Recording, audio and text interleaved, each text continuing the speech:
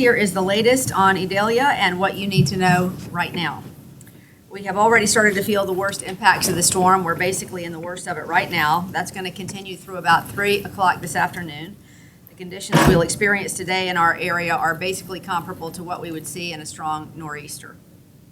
Idalia is passing about 80 miles to our northwest, and Alex Booth from the National Weather Service is going to have more details on the weather in just a bit. Let me just give you an update on where things stand.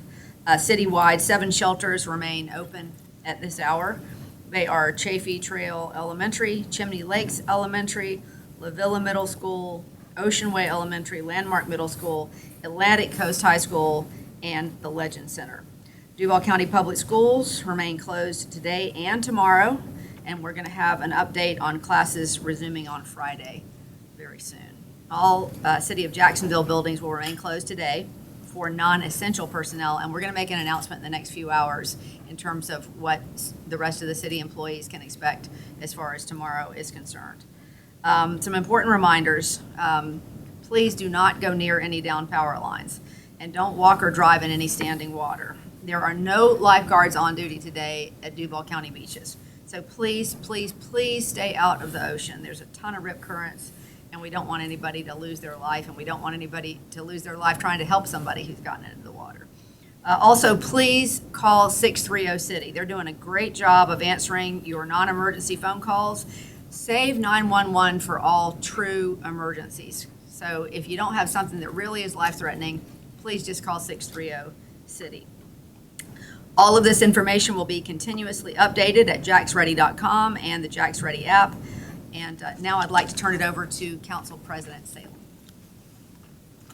Thank you, Mayor Deegan. I just wanted to let everybody know the City Council was updated a couple hours ago on the conditions out there. Many of my colleagues are getting out in the community. Several have visited shelters, so they're out there assessing damage and reporting back to us. I just wanted to take a moment to express my condolences to the family of former City Councilwoman Denise Lee, who passed away yesterday.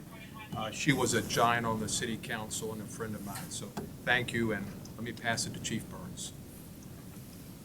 Thank you, Council President Salem. So we're asking people to please stay off the roads. There's no need to be on the roads right now. We're asking people to be safe and please stay off the roads. As I said earlier this morning, we've increased our staffing for today and tomorrow. We have plenty of police officers on the streets to provide extra coverage as needed. We're continuing to monitor the wind speed at the bridges. There's been no closures yet.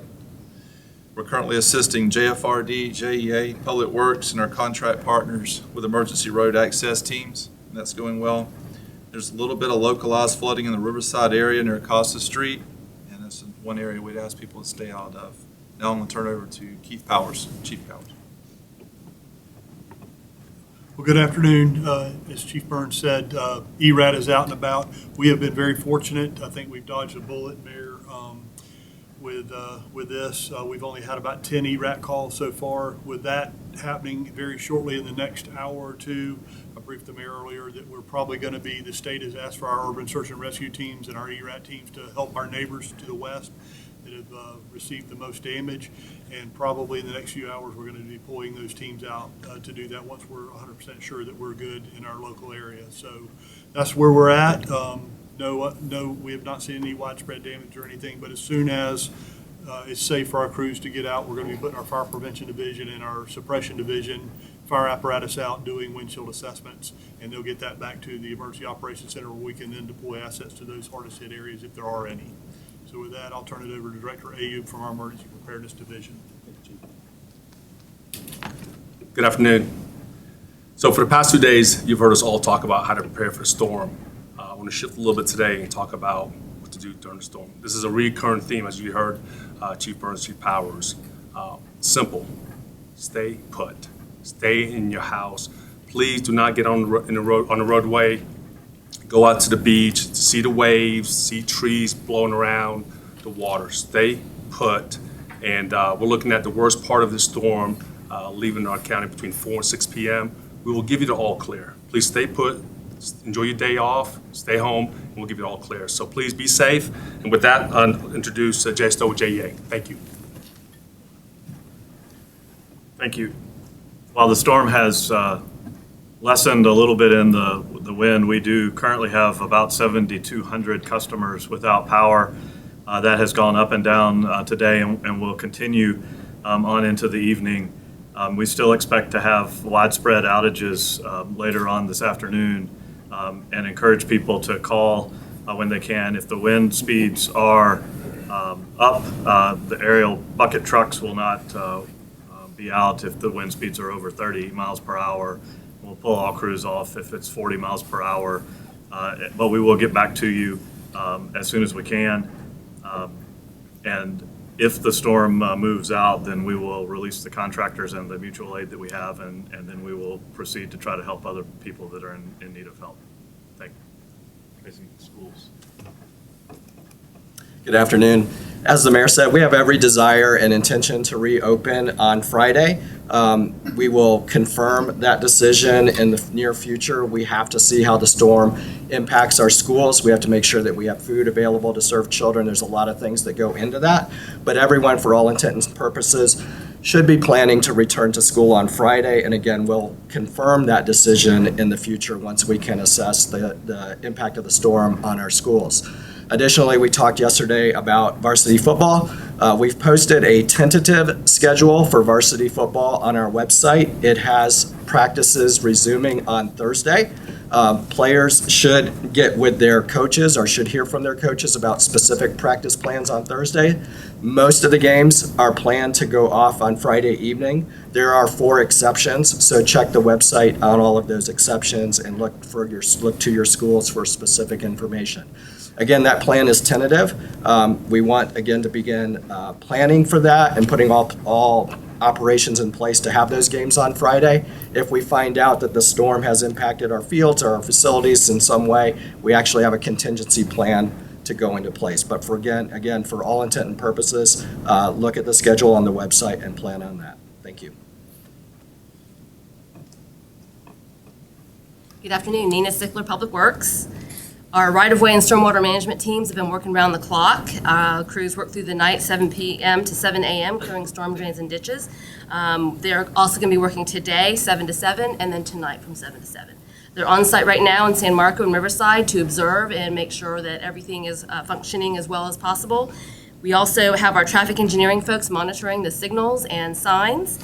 We do encourage anyone who finds any signal, roadway, or drainage problems to please contact 630 City, as the mayor mentioned, so that we can track them and make sure they're addressed as soon as possible.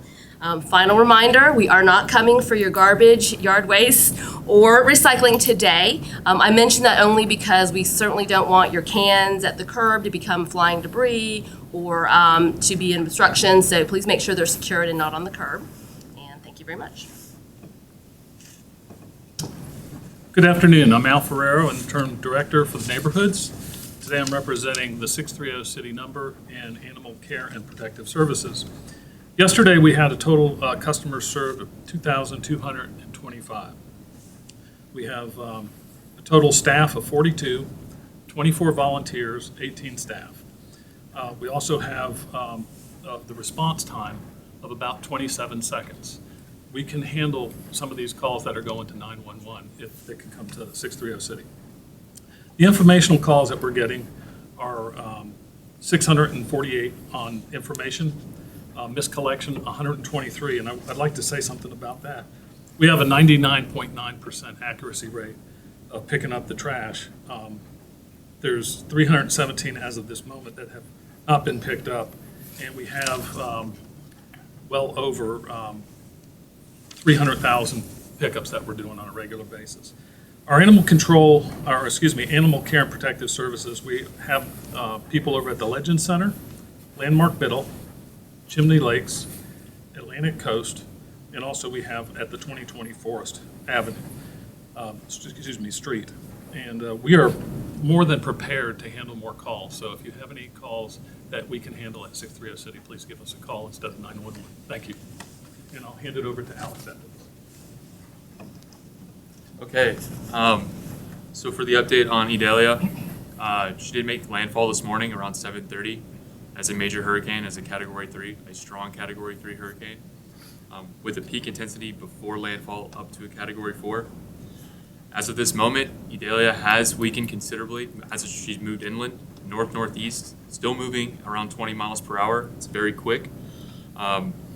Considerable weakening is going to continue with the system as it moves to the north and away from Duval County. We are already seeing gusts up to about 60 miles per hour. So that's right along the river and near the coast. And that was expected. And this is going to be the peak period here over the next 2 hours. Now in the afternoon, we're going to see conditions begin to improve. But that doesn't mean we're completely out of the woods. We're still looking at another high tide this evening that'll be somewhat similar to what we saw. So those localized low-lying areas along the river may see similar type of flooding that they saw today, which has been minor in nature. The tornado threat was elevated this morning, but has since decreased. And in fact, the rain showers and banding should be decreasing here over the next several hours. So substantial rainfall that may be leading to localized flooding from the rain has been decreasing as well. As far as that's all I have on the storms update. Questions, guys?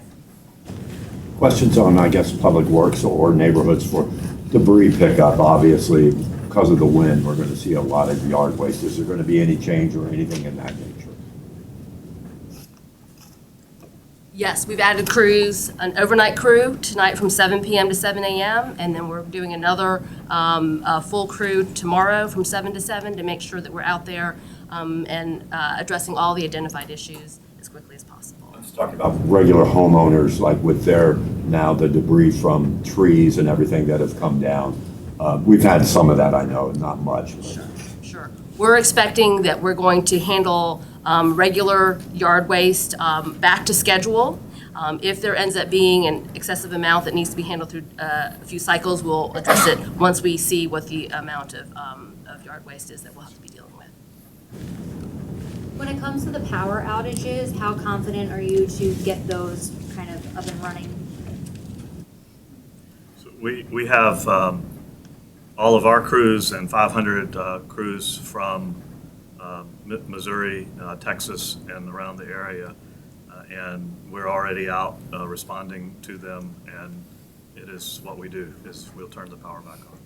Are most of those areas on the west side, or where are you seeing a lot of these They're outages? scattered across the whole system. They started on the west side, now they're scattered across the whole system. There's about, at the beginning of this, it was about 7,200 customers that were impacted.